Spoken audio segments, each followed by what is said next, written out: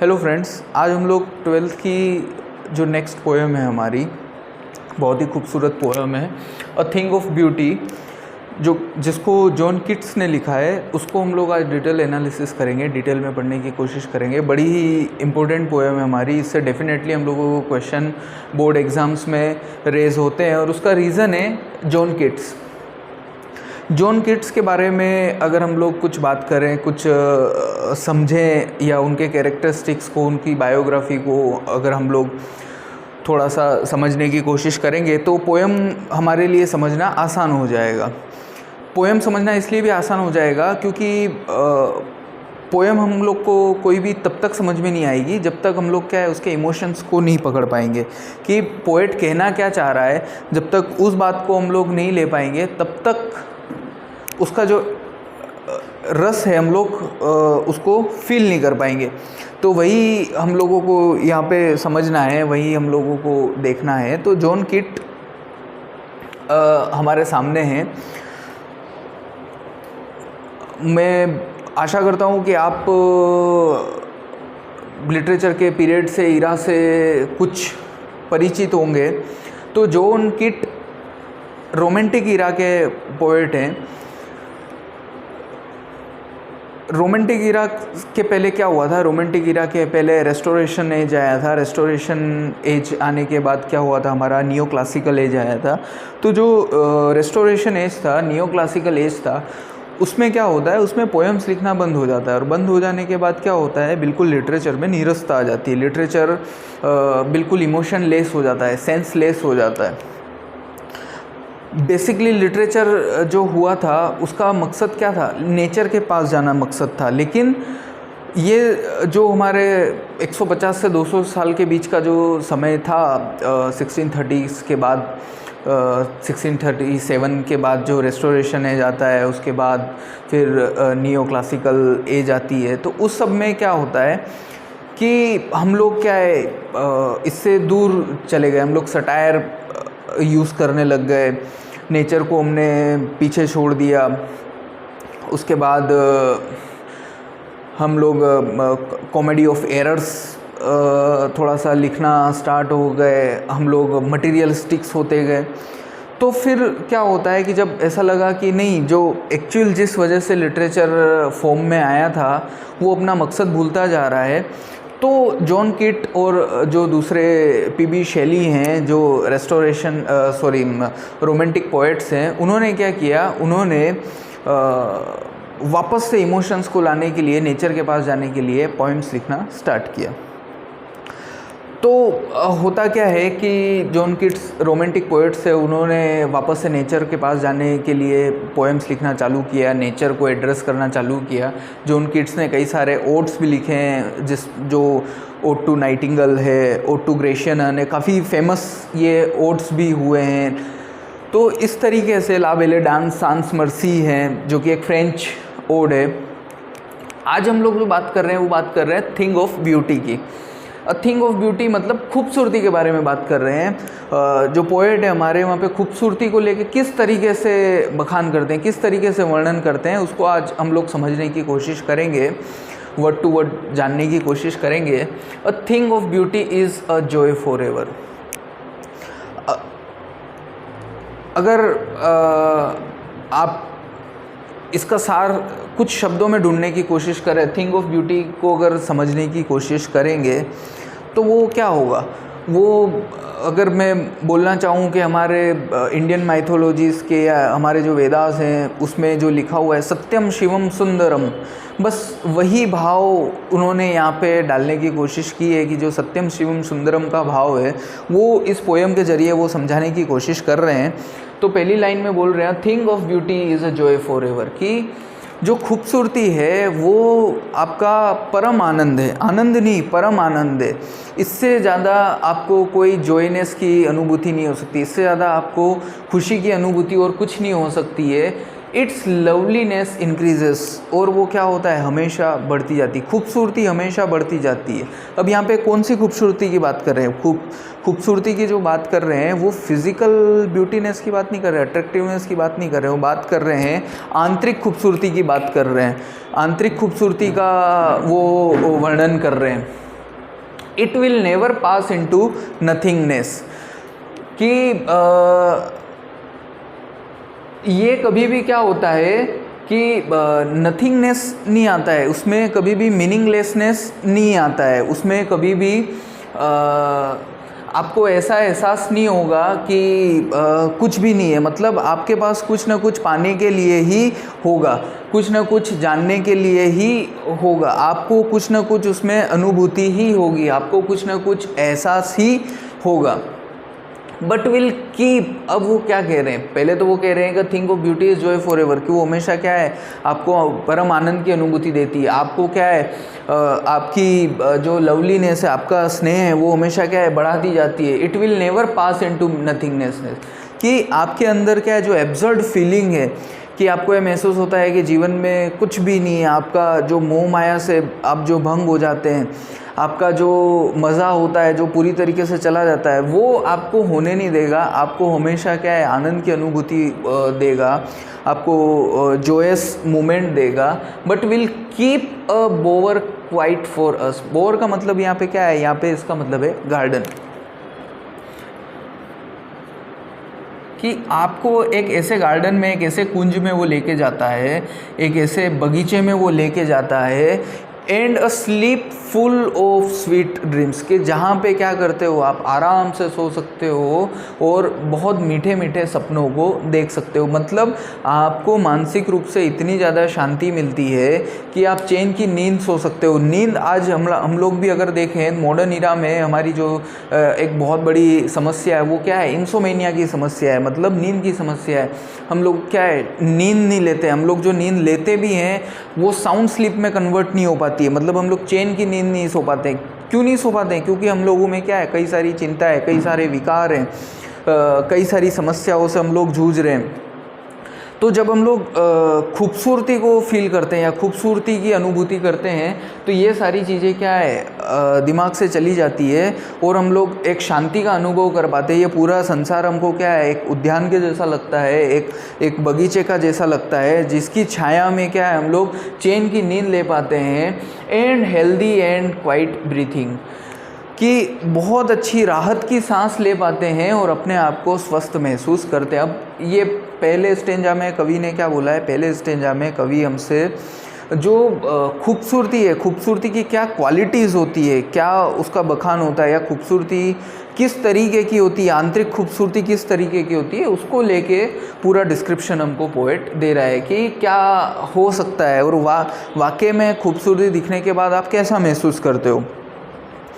अब आप कई बार ये कैसा महसूस करते हो, इसको अगर आप वाकई में फील करना चाहते हो तो आप कैसे फील कर सकते हो कि जब आप पहाड़ों पे जाते हो, या आप फॉर एग्जांपल के लिए अमरनाथ यात्रा के लिए जाते हो, या आप केदारनाथ यात्रा के लिए जाते हो, तो आप क्या बोलते हो? आप बोलते हो कि वहाँ जाने के बाद क्या होता है, वहाँ जाने के बाद रोंगटे खड़े हो जाते हैं। तो रोंगटे खड़े क्यों हो जाते हैं? वो रोंगटे खड़े हो जाते हैं वहाँ की खूबसूरती से।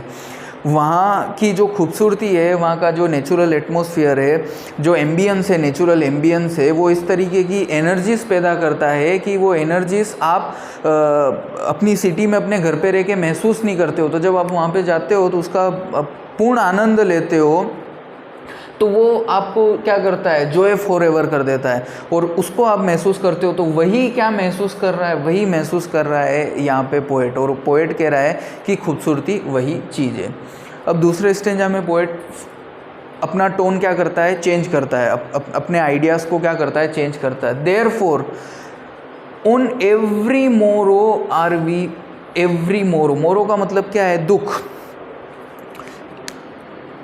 इसलिए हम लोग क्या करते हैं, प्रत्येक दुख में वी आर ब्रीथिंग, ब्रीथिंग का मतलब बुनना। A flower bend to bind us, bind का मतलब क्या है, बांधना। कि हम लोग एक गुलदस्ते को क्या करते हैं, बुनते हैं, जो कि हमको क्या करता है, बांधता है। किस में बांधता है, टू द अर्थ, मतलब हम लोगों को क्या है, ज़मीन से जोड़ने की कोशिश करता है। ये खूबसूरती हम लोगों को क्या करती है, ज़मीन से जोड़ने की कोशिश करती है। ज़मीन से जोड़ने की कोशिश करती है मतलब क्या है, कि मतलब ये है कि आपको वो नेचर से जोड़ने की कोशिश करती है, प्रकृति से जोड़ने की कोशिश करती है, आपको वापस प्रकृति में लेके जाती है। क्यों ये कवि हमसे कह रहा है? कवि ऐसा इसलिए हमसे कह रहा है क्योंकि हमारा जन्म भी किससे हुआ है? प्रकृति से हुआ है, और हम लोग अंत में मिल भी किस में जाने हैं? प्रकृति में ही मिल जाने। इसलिए कवि कह रहा है कि भैया आपका जो जन्म है वो प्रकृति से हुआ है और वापस आप प्रकृति में ही मिल जाओगे। लेकिन इस संसार की जिम्मेदारियों में, इस संसार की कठिनाइयों में, इस संसार के मोह माया में आप क्या होते हो? प्रकृति से दूर हो जाते हो, प्रकृति से बिल्कुल आपका संबंध विच्छेद हो जाता है। तो आप क्या करते हो? कई सारे दुखों में पड़ जाते हो। स्पाइट ऑफ डेस्पोडेंस, कई सारे दुख, कई सारी कमियों of the inhuman dearth. Dearth का मतलब क्या है? कमी। डेस्पोडेंस का मतलब निराशा, कि कई सारी निराशा, कई सारी इनह्यूमन मतलब अमानवीय, अमानवीयता की कमी के कारण क्या हो रहा है? निराशा के कारण, अमानवीय कमियों के कारण, ऑफ नोबल नेचर। नोबल आपका जो व्यवहार है, मतलब मानवीय जो व्यवहार होना चाहिए आपका, एक सुसज्जित व्यवहार होना चाहिए आपका। आप में क्या है? मानवीयता का गुण होना चाहिए। मानवीयता का गुण क्या है? बाय डिफ़ॉल्ट हम में होना चाहिए। लेकिन हम लोग क्या है? कंपटीशन की इस रेस में, दौड़ में, हम लोग कलयुग की इस दौड़ में क्या हो रहा है? मानवीयता का जो हमारा बाय डिफ़ॉल्ट कैरेक्टरिस्टिक है वो भी हम लोग क्या है? छोड़ते जा रहे हैं।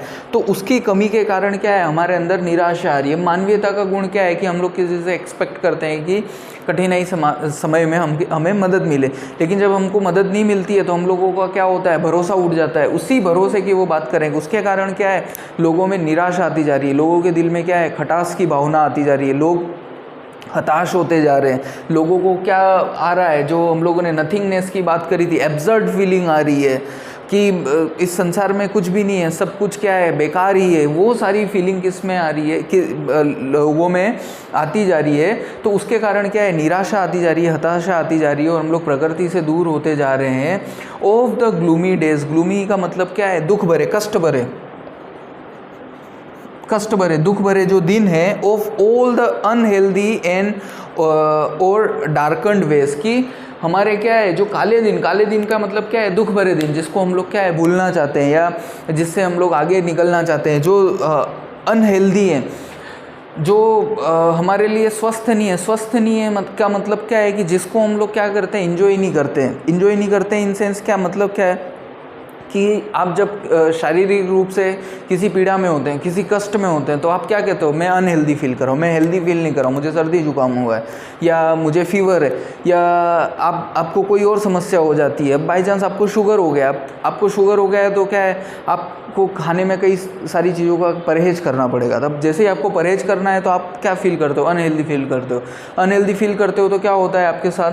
कि जो खाने का आनंद है, परम आनंद है, उसको तो आप इंजॉय नहीं कर पा रहे हो। अगर आप खाने का ही आनंद नहीं ले पा रहे हो तो फिर क्या है? जीवन का आनंद नहीं आ पा रहा है। तो उन सारी चीज़ों से क्या है? आप आगे निकलना चाहते हो, मेड फॉर अवर सर्चिंग, कि आप क्या है? वापस खुशहाली में को ढूंढना चाहते हो, खुशहाली में जाना चाहते हो, कि आप जो आनंद है, परम आनंद है, उस परम आनंद की खोज में जाना चाहते हो, कि आप फिर से क्या है? उसको महसूस करना चाहते हो। तो कवि हमसे वही कह रहा है कि ये जो मानवीय निराशा, हताशा है, उससे निकल के अगर हम लोगों को कोई निजात दिला सकता है तो वो क्या दिला सकता है? हमारा इन्जॉयमेंट, हमारा जॉय फॉर एवर। और वो जॉय फॉर एवर हमको किससे मिलेगा? वो प्रकृति के साथ जुड़ने से ही मिलेगा। जैसे ही हम प्रकृति के साथ संबंध बनाएंगे तो हमारा संबंध उससे जुड़ेगा। अब तीसरे स्टेंजा में पोएट क्या कह रहा है? Yes, in spite of all, कि इन सब के बावजूद भी, सम शेप ऑफ ब्यूटी, के क्या है? खूबसूरती के अलग अलग आकार हैं। अब आपने सुना भी होगा कि खूबसूरती कहाँ से होती है? खूबसूरती जो है वो देखने वाले की आंखों में होती। तो बस उसी तरीके से हम लोग कुछ बात कर रहे हैं। Such the sun, the moon, trees, old and young, कि खूबसूरती किस में? मतलब फिर से वो किस पे लेके आ रहे हैं हम लोग? प्रकृति पे ही लेके आ रहे हैं, कि सूरज में भी खूबसूरती है, चांद में भी खूबसूरती है, पेड़ों में भी खूबसूरती है, जो पेड़ बूढ़े भी हो चुके हैं, यंग है, sprouting a shady boon for simple shift, कि कितना खूबसूरत एग्जाम्पल दिया है जॉन किट्स ने, कि एक पेड़ है जो बूढ़ा होता है या यंग होता है, स्प्राउटिंग खिलता हुआ है, वो भी क्या करता है, शेडी बून मतलब वरदान देता है, परछाई का वरदान देता है। किसको? एक साधारण से शिप को, साधारण सी भेड़ को। कि प्रकृति के पास जब एक साधारण सी भेड़ भी जाती है धूप में, जो सुखा देने वाला सूर्य होता है, वो सूर्य जब तपाता है तो उस तपिश से बचने के लिए एक साधारण सा भेड़ भी जब प्रकृति की गोद में जाती है, तो जो पेड़ है वो पेड़ क्या करता है, उसको छाया देता है, और छाया देके क्या करता है, उसको राहत प्रदान करता है, और उस राहत में वो क्या है, बड़ा आराम महसूस करते हैं। तो जब एक साधारण से भेड़ को एक पेड़ की छाया से इतनी खूबसूरती महसूस हो सकती है, तो जब आप प्रकृति से संपर्क करेंगे या प्रकृति के साथ जब टच में आएंगे, तो आपको कितनी राहत, कितना आनंद की अनुभूति होगी। तो बस कवि वही बात कह रहा है कि आप किस तरीके से प्रकृति के साथ जुड़ सकते हैं। तो ये पोएम लिखने के पीछे मकसद क्या है? प्रकृति के साथ जुड़ना। प्रकृति के साथ आप कैसे जुड़ सकते हैं?